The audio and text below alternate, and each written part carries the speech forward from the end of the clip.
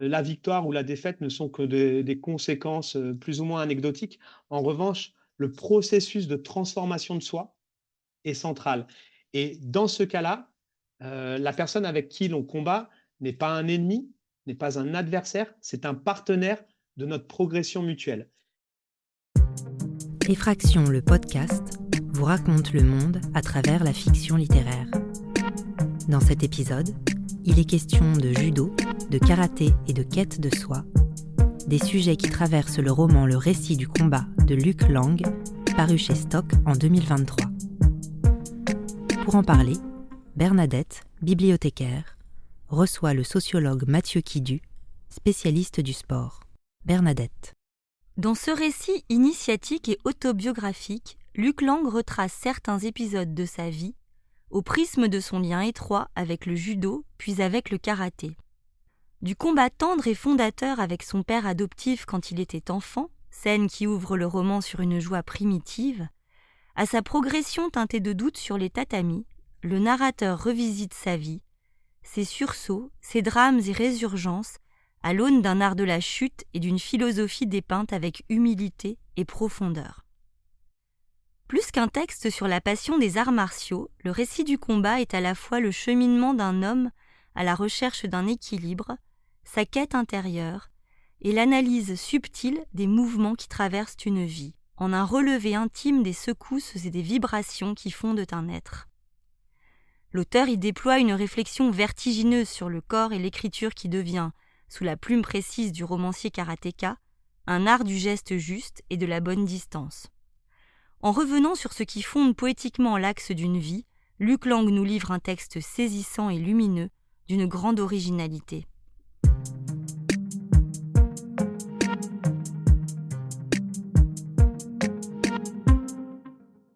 Le livre raconte la découverte du judo par un enfant de la banlieue nord du Paris des années 60. Comment le judo s'est-il diffusé dans la société française dans la seconde moitié du XXe siècle ? Mathieu Kidu.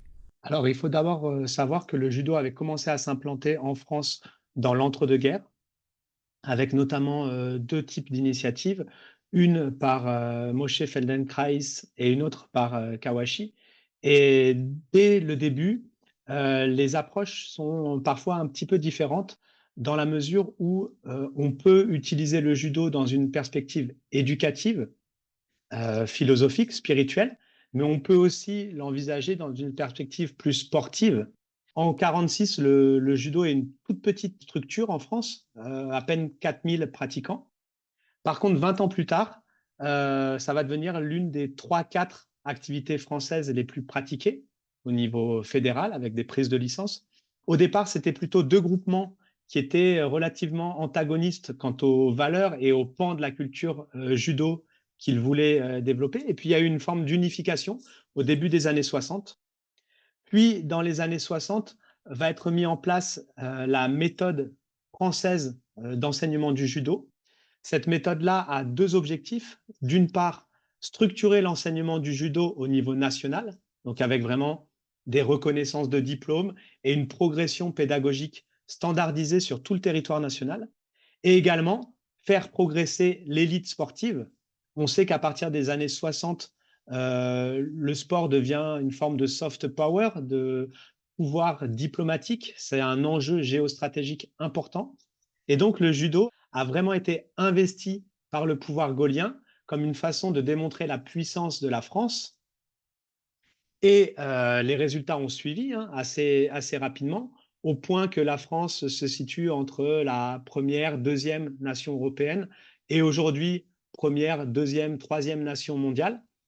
Donc les effectifs ont continué à progresser de façon massive, au point que, la discipline soit enseignée, dans le second degré en France, collège, lycée, que ça devienne, une activité fréquemment, programmée, avec une forte féminisation des effectifs et également, une conquête de la jeunesse au point que, il y a eu 2 décennies, presque tout enfant, dans une génération avait au moins pratiqué pendant une année le judo. Suivant les directions fédérales, on était plutôt sur, l'entraînement de haut niveau pour l'élite ou alors pour une massification du judo dans une perspective éducative.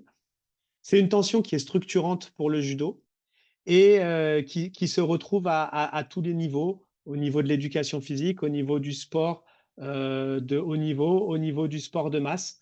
Et d'un point de vue sociologique, on retrouve ces deux orientations dans un recrutement du judo qui est socialement assez mixte. Jean-Paul Clément a notamment montré, un sociologue au début des années 80, que les pratiquants pouvaient être de milieux très aisés, et dans ces cas-là, ils pratiquaient plutôt le judo dans une optique spirituelle, esthétisante, de développement de soi, un peu comme Luc Lang le développe pour sa pratique du karaté, donc avec cette optique-là de progresser dans le mouvement, de progresser dans la conscience de son corps.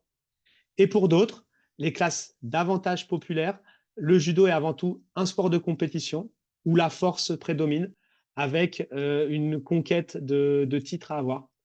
L'auteur décrit le judo comme l'art de savoir chuter au propre comme au figuré, en l'opposant aux valeurs de compétition du sport occidental. Comment se traduit cette opposition ? La symbolique de la chute, qui est très importante dans le livre de Liu Lang, est également structurante dans le judo. Il s'agit d'apprendre à chuter pour se relever avec le moins de dégâts possible. Philosophiquement, c'est une incitation à la modestie, dans la mesure où l'objectif du judo n'est pas de ne pas chuter, l'objectif est d'être capable de chuter pour ensuite repartir sur des joutes. Luc Lang décrit bien le judo comme une conversation, comme un échange, une forme de rhétorique qui existe dans le karaté, qui existe dans le judo. Et c'est vraiment cette idée-là qui structure l'imaginaire japonais du judo, entraide et prospérité mutuelle. L'idée est de ne pas imposer un pouvoir, une domination sur l'adversaire, mais plutôt de développer mutuellement sa puissance. Et la chute est une conséquence de cette conception où l'idée, c'est je chute, je fais chuter, mais dans tous les cas, il y a quelque chose qui reste, c'est j'évite de me faire mal, j'évite de faire mal, parce qu'on est là pour progresser ensemble. Donc ça, c'est vraiment la vision philosophique originelle du judo. Certains s'en sont écartés lorsqu'ils sont dans une logique hypostasiée de compétition, de sport, où là, le but, c'est de vaincre.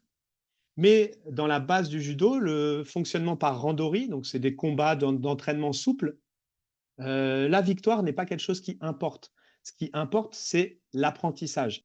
Et je trouve que le roman, le récit du combat, est vraiment excellent dans cette optique-là, de démontrer comment finalement la victoire ou la défaite ne sont que des conséquences plus ou moins anecdotiques. En revanche, le processus de transformation de soi est central. Et dans ce cas-là, la personne avec qui l'on combat n'est pas un ennemi, n'est pas un adversaire, c'est un partenaire de notre progression mutuelle. Et je trouve que l'ouvrage est extrêmement développé sur cette connivence, cette complicité, et la chute est la matérialisation de cette connivence. Cette chute, c'est la cristallisation de l'imaginaire de la coopération qui est au cœur de la philosophie nippone du judo. Alors, il serait faux de dire qu'elle structure la totalité de l'activité judo aujourd'hui, mais cette symbolique reste importante. Et d'ailleurs, dans un ouvrage de Charles Pépin que je lisais dernièrement sur les vertus de l'échec, la chute en judo est vraiment pour lui le symbole d'un échec surmonté, d'un échec constructif, puisque je tombe, mais en ayant réussi à tomber sans me blesser, eh bien j'apprends. Et donc c'est vraiment cette logique d'apprentissage qui est au cœur de la vision éducative du judo de Jigoro Kano. Le livre raconte comment les sports martiaux, et surtout le karaté, ont aidé l'auteur à traverser les drames de son existence. C'est également un lien entre les générations de cette famille. Peut-on rapprocher ces pratiques d'une sorte de religion ? Alors le terme de religion est très connoté, possède de multiples définitions. Je pense qu'à un premier niveau, on peut plutôt s'engager sur l'idée de spiritualité. La pratique du karaté que Luc Lang développe pendant 3 décennies s'inscrit réellement dans une démarche spirituelle, non pas une démarche spirituelle abstraite, une démarche spirituelle incarnée, charnelle, basée sur la transformation de son corps, l'imitation des gestes pour façonner de nouveaux réseaux neuromoteurs dans son corps. Et c'est seulement une fois que le geste est incarné, incorporé, que du sens va émerger. Et qu'ensuite, ce sens va être réfléchi, partagé, théorisé. Donc, on est vraiment dans la pratique martiale, philosophique, spirituelle, dans une démarche qui part du concret vers l'abstrait et qui a pour but de se transformer d'un point de vue attentionnel, être capable d'être présent, d'être disponible à l'instant, d'avoir un geste juste, d'avoir une pensée juste, d'avoir une décision qui se fait dans le timing, avec un rythme. Donc ça, c'est vraiment la dimension spirituelle et corporelle de la transformation de soi. Ensuite, si l'on considère la dimension collective de la religion, là, effectivement, on voit bien dans l'ouvrage, et c'est le cas pour toutes les personnes qui se sont engagées dans les sports de combat dans la durée, la connivence qui se crée. Comme l'écrit très bien Luc Lang, le fait de développer une confiance vis-à-vis de son partenaire d'entraînement, partenaire qui pourrait nous causer de graves dommages, puisque les techniques, notamment en karaté, pourraient presque être létales. Eh bien là, se crée du lien. Se crée du lien dans l'échange, dans le don et le contre-don. Et ce don contre don est vraiment créateur de lien social. C'est un lien profond que Luc Lang crée avec son maître, le sensei, avec ses partenaires d'entraînement. Lien qui est durable sur plusieurs décennies, mais lien qui est profond puisque s'engage l'intimité de la personne avec son intégrité qui est en jeu. Et donc, une même technique pourrait être réalisée pour faire mal, ou la même technique peut également être réalisée pour faire grandir le partenaire. Et donc, lorsqu'on utilise une technique pour faire grandir son partenaire, effectivement, se crée un lien profond. Et on le voit bien dans la première scène de l'ouvrage, avec ce combat chahuté entre celui qui deviendra un père et un enfant qui voit face à lui une montagne. Ce qui se crée là, c'est de la confiance. Quand le sport accompagne l'existence d'une personne à ce point, comment se gère l'impossibilité de poursuivre sa pratique avec l'âge? La profondeur de l'influence du sport sur sa personne, sur ses valeurs, sur sa mentalité, sur sa corporéité, est directement proportionnelle à la longueur de la carrière. Dans le cadre du livre, on voit que Luc Lang est pratiquant de karaté pendant 30 ans. Robert, son père, a également une pratique qui est très durable, au même titre que son parrain et que les différents sensei qui sont évoqués. Donc, lorsque la pratique est longue comme celle-ci, les dispositions vont s'incruster dans le corps de façon profonde et vont quasiment être irréversibles, en lien avec cette durée d'imprégnation. Les dispositions sont non seulement corporelles, avec une attitude, une sorte de simplicité, mais en même temps d'affirmation, non pas de prétention, mais d'aisance, de puissance. Les pratiquants qui sont engagés dans une démarche spirituelle au long cours ont développé cette aisance, cette assurance, cette confiance en eux, qui ne cherchent pas à humilier l'autre, mais au contraire à le faire grandir. Donc ça, c'est une forme de disposition corporelle, une disposition éthique. Luc Lang insiste beaucoup sur la discrétion de son père, sur sa modestie, sur sa capacité à s'effacer, à ne pas se mettre en avant. Il y a également des dispositions sensorielles, être capable de ressentir le geste juste, le timing, la force des appuis, la position du centre de gravité, l'énergie qui est générée par ce centre de gravité. Donc toutes ces dispositions-là vont être durables parce qu'elles ont pris le temps d'être installées.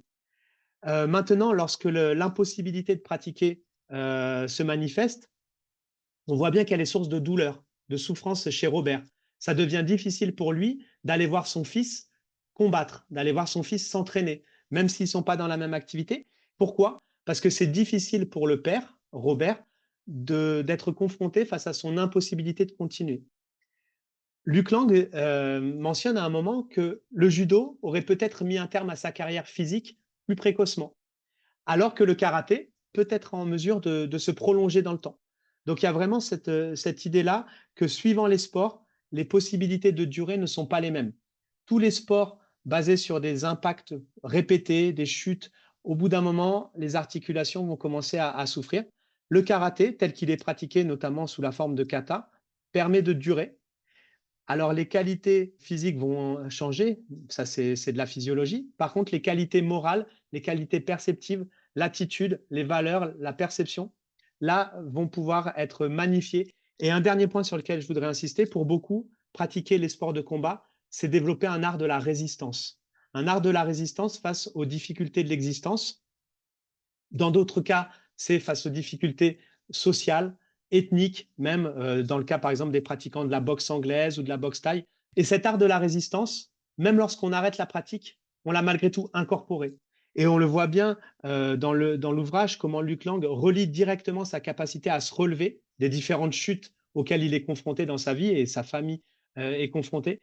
Et il le relie directement à cette démarche de transformation de soi qu'il a menée dans les sports de combat et dans les pratiques martiales.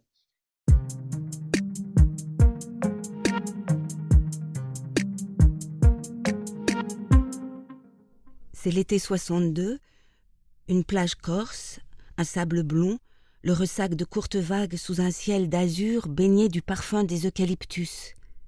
Calvi, le décor du premier combat, d'une première confrontation physique, mythologique avec un géant indestructible qui peut me saisir, me soulever, me brandir, un ballot au-dessus de sa tête, bras tendus. Le goût, le bonheur du chahut et de la bagarre commencent ici. Je découvre la force de l'homme venu partager ses vacances avec nous. C'est le voyage de noces de ce couple d'amoureux. Je n'assisterai pas au mariage à la mairie d'Asnières. J'ignore s'ils sont déjà mariés. Ne me pose pas la question. Ma mère et l'homme, André volubile, et l'homme qui parle peu. Toujours est-il qu'il se tient là, que je lutte contre lui, la tête parfois prise dans les pans de sa chemise, découvrant l'odeur d'un nouveau corps en même temps que sa puissance inimaginable, moi qui connais la douceur du corps de ma mère, avec lequel je n'ai jamais songé à engager un quelconque pugilat. Alors que sur la plage, jetant mes forces et mon élan dans la bataille, je suis secoué d'un rire incoercible parce que je sais que l'affrontement est un jeu et que cette puissance que je ne pourrai vaincre sera pour l'avenir celle qui me protège, qu'elle sera ma muraille contre le monde et ses ennemis. Dans ce jeu dont personne n'est dupe, je m'engouffre avec une joie ravie. Ce combat au corps à corps pourrait durer des heures sans que je me lasse.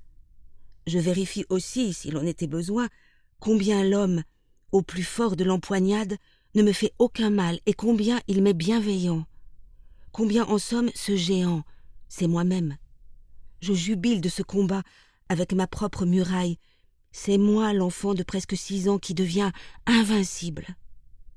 Non seulement l'homme se prête à ces interminables batailles, mais il me saisit, ceint de ma bouée, me fait tournoyer au-dessus de l'eau pour me projeter en l'air à plusieurs mètres. Je plane avant que d'être précipité dans la mer tiède et transparente. C'est un transport ineffable que meut sa force insoupçonnée. Retrouvez Luc Lang et son roman Le récit du combat pendant le festival Effraction, du 6 au 10 mars 2024, à la Bibliothèque publique d'information du Centre Pompidou à Paris. Cet épisode a été préparé par Bernadette Vincent et réalisé par Michel Bourzex et Fabienne Charrer. La musique du générique est de Thomas Boulard et les lectures de Caroline Girard. Merci aux éditions Stock. Effraction le podcast est produit par Balise, le magazine de la Bibliothèque publique d'information. Retrouvez tous les épisodes sur balise.bpi.fr et sur les plateformes de podcast habituelles.